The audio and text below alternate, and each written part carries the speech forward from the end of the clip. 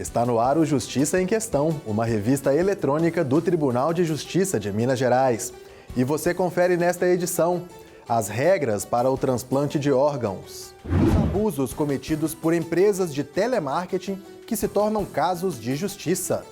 A pandemia parou o comércio, mas a justiça não permitiu que o atendimento aos adolescentes infratores fosse interrompido. Então, fique com a gente e acompanhe o Justiça em Questão. O transplante de órgãos e tecidos é uma solução que salva muitas vidas. Quem está na fila à espera de um órgão convive com a angústia diária de encontrar um doador compatível. O Brasil é considerado um dos países que possui lei e protocolos mais rígidos do mundo. Saiba mais sobre a importância desse ato e conheça as regras para a doação entre pessoas vivas e para a remoção de órgãos em pacientes com morte encefálica. Uma relação de amor e afeto surpreendente. Pai e filha recordam hoje do sofrimento dela quando precisava passar horas nas sessões de hemodiálise. O servidor público Estênio relembra que a filha tinha um grave problema renal. Há 10 anos, Tatiana teve que fazer um transplante e Estênio foi o doador. Os dois fizeram a cirurgia e a filha recebeu um rim do pai. Sempre eu falo com minha filha que eu nasci para dar a vida a ela 2 vezes, né? Uma como pai e outra como ser humano, né? Passada uma década do transplante, tudo saiu bem. Tatiana voltou a ter a saúde restabelecida. A mãe dela teve o mesmo problema, mas faleceu antes que fosse possível passar pelo mesmo tratamento que a filha. Tatiana teve um destino diferente. Os 2 rins dela deixaram de funcionar. Hoje ela vive com o rim doado pelo pai. 100% hoje em dia minha vida está estável mesmo. Com saúde, não tem pressão alta, eu tinha pressão alta, por causa do rins que parou. Eu tinha, agora não tem mais diabetes. No Brasil, a legislação permite que ocorra a doação de órgãos, como aconteceu com Estênio e Tatiana, entre pacientes vivos, para cônjuges e parentes até o 4º grau. Mas é necessário a realização do exame de compatibilidade e, quando o doador for amigo ou conhecido do paciente, o procedimento será diferente. Um comitê do instituto que irá fazer o transplante tem que permitir ou pode pedir autorização judicial. A exceção à regra acontece nos casos de doação de medula óssea, que é preciso que o doador seja cadastrado de maneira voluntária para doar para qualquer pessoa em todo o país. Já a doação de órgãos e tecidos de uma pessoa quando ela morre só é permitida após a constatação de um protocolo que identifique a morte cerebral e autorização familiar também. O desembargador Bruno Terra Dias, coordenador do Comitê Estadual de Saúde e superintendente de saúde do Tribunal de Justiça de Minas Gerais, ressalta a importância dessa regra.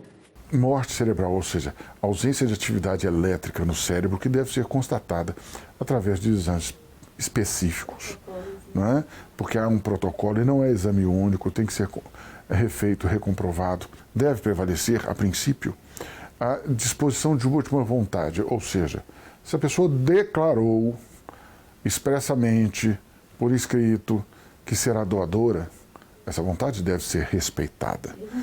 Mas isso não significa que a família, por exemplo, vá se conformar com isso, né? Há uma série de desdobramentos para isso. O último levantamento feito pelo Ministério da Saúde em 2020 mostra que o Brasil tem 46.181 pessoas na fila à espera de um transplante. Em Minas Gerais, o número de pacientes nessa situação chega a 10%. A pandemia da Covid-19 trouxe uma preocupação a mais para quem deseja uma nova chance de vida. Os institutos que atuam no processo de transplantes afirmam que as doações de órgãos e tecidos diminuíram cerca de 50% nesse último ano. O diretor do MG Transplantes, Omar Lopes Cansado Júnior, esclarece que outros fatores provocados pela pandemia contribuíram também para essa redução significativa no número de doadores no último ano em Minas Gerais. Todos os pacientes que têm uma suspeita de estarem infectados pelo vírus ou que estejam infectados, eles são automaticamente excluídos da doação. Outra coisa que aconteceu é que com a restrição de movimentação e com a quarentena que foi imposta à população, o que aconteceu também, as pessoas ficaram dentro de casa. E com isso, refletiu numa queda muito importante também no número de acidentes e traumas. que também é uma quantidade expressiva dos nossos doadores, são vítimas de acidentes. E, além disso, com esse isolamento social que foi imposto, as pessoas ficaram mais deprimidas, ficaram mais chateadas. Então, isso também gerou um aumento importante no número de recusa familiar no momento que a gente pede a doação. Por causa dessa depressão e dessa angústia que foi gerada esse isolamento social, sabe? Antigamente, nós trabalhávamos com uma taxa de recusa familiar em torno de 25%, até 2019, que estava em melhora. Agora, em 2020, essa taxa de recusa familiar já passou para 50%. É importante lembrar que, para receber uma doação de órgãos e tecidos de pessoas falecidas, o paciente fica em uma fila de atendimento regida por critérios de prioridade e de compatibilidade definidos pelo Ministério da Saúde. O computador é que gera o ranking de acordo com o tempo de fila que aquele paciente está na fila, com a compatibilidade imunológica, com a gravidade da qualidade. São uma série de fatores que conjuntamente vão dar uma pontuação. E no final, quem tiver a pontuação maior vai ser o primeiro paciente da fila. Isso também dá muita segurança para a gente, porque quando a gente faz a doação, a gente não sabe para quem vai ser o receptor. A gente só vai saber disso no momento que o computador gera a lista de receptores e a gente segue cronologicamente. O desembargador Bruno Terra Dias explica que somente em casos muito extremos e por meio de decisão liminar é que um paciente pode antecipar o atendimento nessa fila para receber uma doação. Vai ter que ser verificado com muita urgência e muita delicadeza na percepção do magistrado, porque, volto a dizer, não pode haver critérios meramente políticos ou sociais. Não. Transformar a espera em esperança é o que motiva quem decide doar ou permite que órgãos de um parente falecido sejam transplantados. Estênio e Tatiana são exemplos de solidariedade e fé na vida. Então, eu me sinto muito grato a Deus e feliz por ter doado meu rim a uma pessoa, independente se fosse filha ou outra pessoa qualquer. Faria de novo, se eu pudesse. Se um dia, se Deus quiser, se eu for embora, eu vou ser doadora, porque de órgãos de todos os tipos, não é só de rins, mas de coração, todo mundo passa, que a gente vê lá nos hospitais. Então, assim, doa, que isso é vida. No próximo bloco, operadores de telemarketing podem passar da insistência para a infração da lei.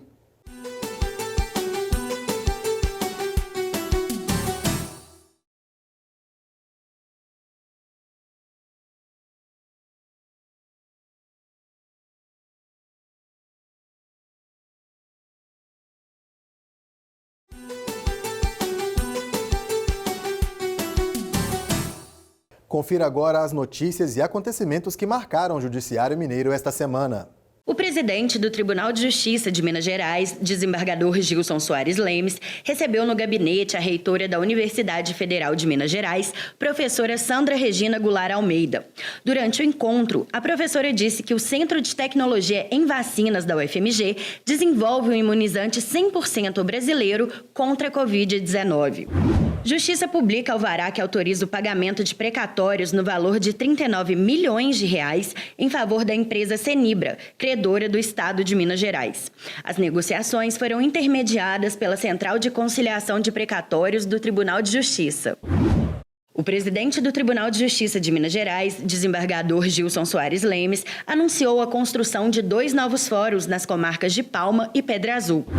A imprensa internacional repercutiu o acordo homologado pelo Tribunal de Justiça de Minas Gerais no valor de mais de 37 bilhões entre a Vale, o Estado e instituições públicas.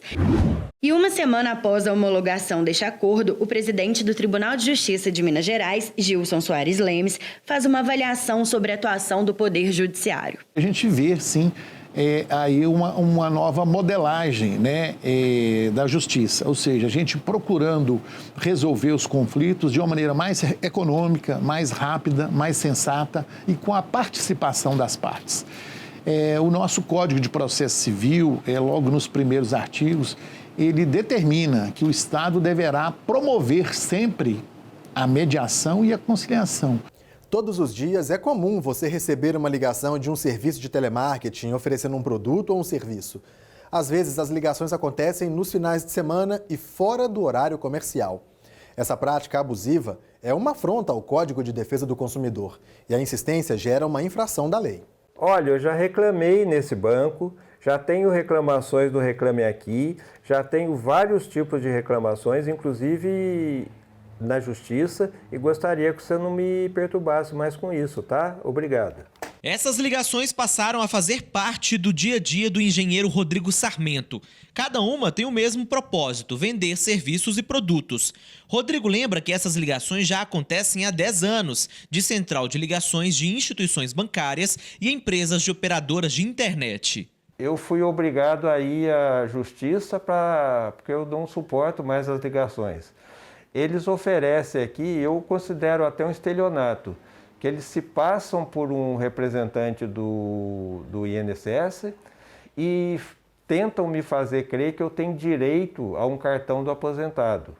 Eu sei que isso não é um cartão de crédito comum e eu sou obrigado a recusar quase todo dia. O Código de Defesa do Consumidor proíbe o fornecedor de oferecer produtos e serviços de maneira abusiva. Para esta juíza, essas ligações em excesso podem ser consideradas pela Justiça como prática abusiva de importunação. Ela ressalta que novas legislações surgem para beneficiar o cidadão. A legislação brasileira tem um decreto que fala sobre as telecomunicações, que já virou um projeto de lei, que já está na Câmara dos Deputados para ser aprovado. Tem a Lei de Proteção de Dados, que é mais ampla, falando dos dados da pessoa, que às vezes os telemarketers ligam e pedem, não é preciso pedir esses dados. E temos também o Código de Defesa do Consumidor, que é o instrumento básico do consumidor. Então, o artigo 39 fala dessas práticas abusivas, dessas condutas que acabam importunando o consumidor.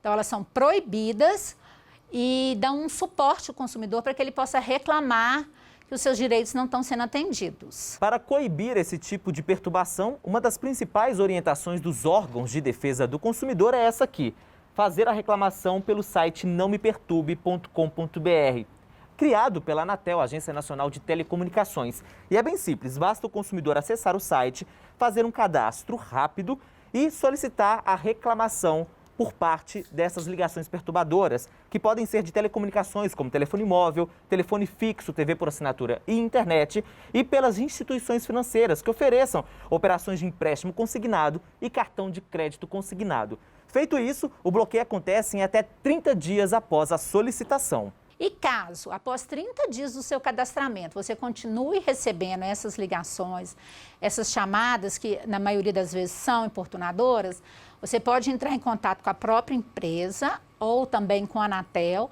que ela acaba impondo multas pesadíssimas às empresas. Podem até perder a concessão desse serviço público.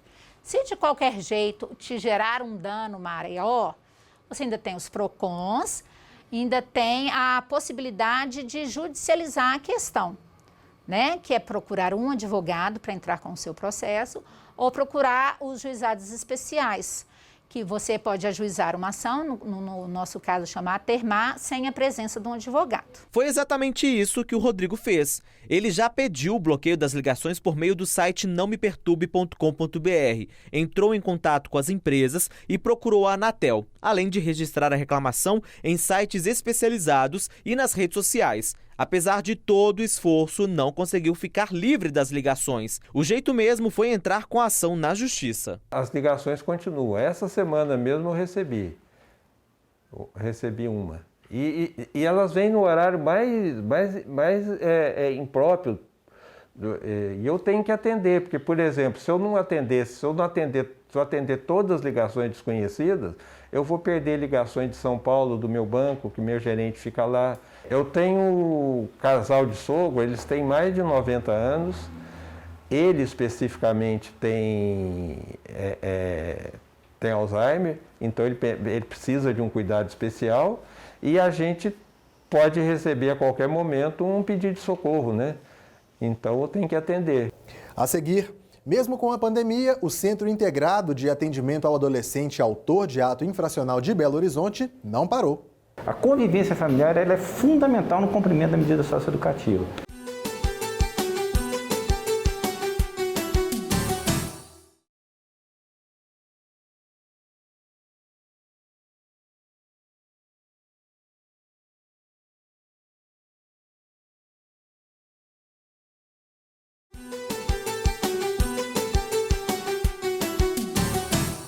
Durante esse período de pandemia, os trabalhos do Centro Integrado de Atendimento ao Adolescente e Autor de Ato Infracional de BH não parou.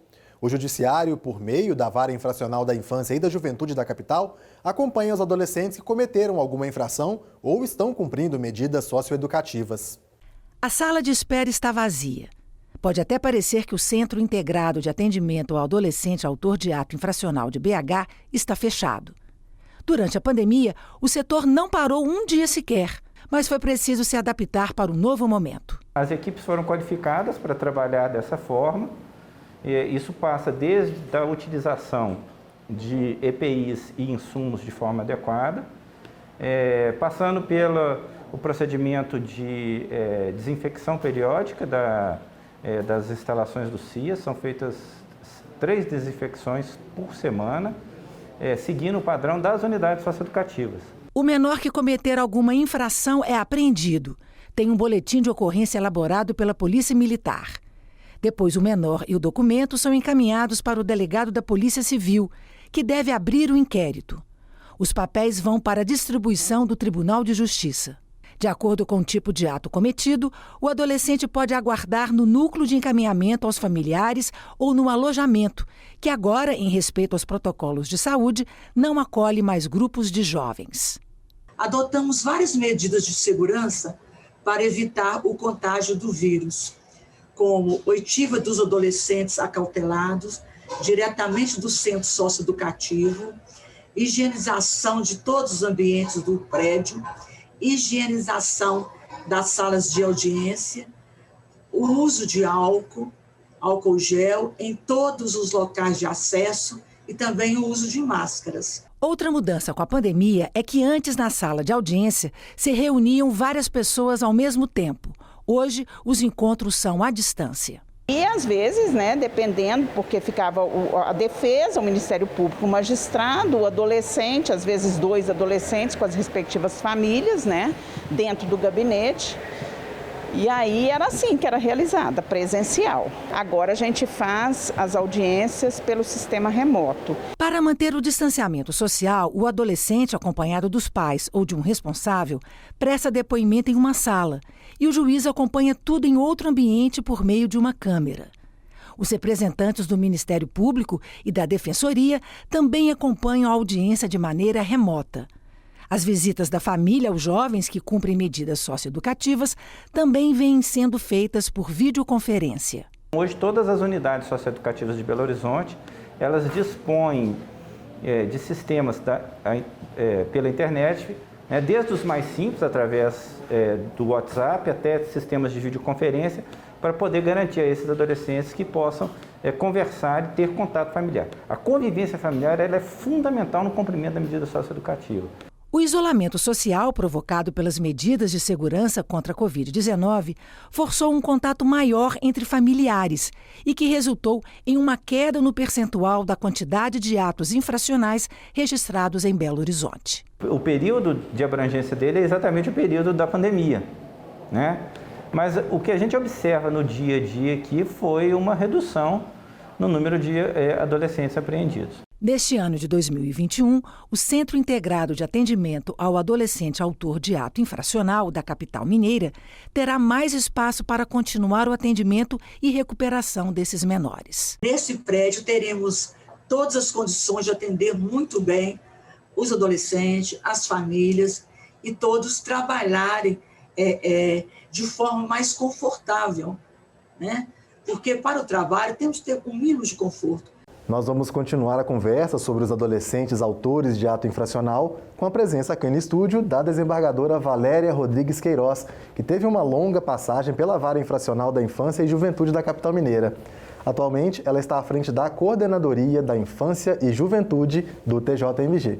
Muito obrigado pela presença, desembargadora. Eu que agradeço o convite. O Judiciário Mineiro hoje tem planos ou projetos para as demandas criminais para esses jovens que tiveram o primeiro contato com o CIA?